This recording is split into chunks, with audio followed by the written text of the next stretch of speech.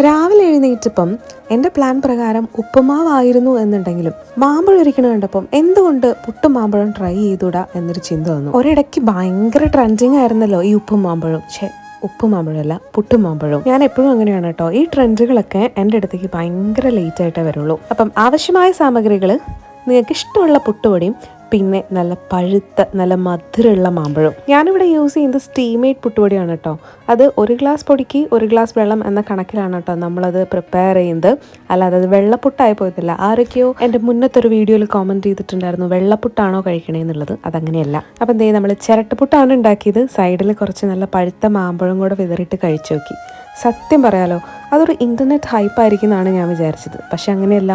നമ്മൾ മാമ്പഴം കൂട്ടി പുട്ട് ഒരു വട്ടം കഴിക്കുകയാണെന്നുണ്ടെങ്കിൽ നെക്സ്റ്റ് ടൈം മുതൽ പഴമൊക്കെ നമ്മളെടുത്ത് മാറ്റി വെക്കും. അത്ര ടേസ്റ്റാണോ അത് കൂട്ടി കഴിക്കാനായിട്ട്. എനിക്കാണെങ്കിൽ തുടങ്ങിയതിന് ശേഷം പിന്നെ നിർത്താനേ പറ്റിയില്ല.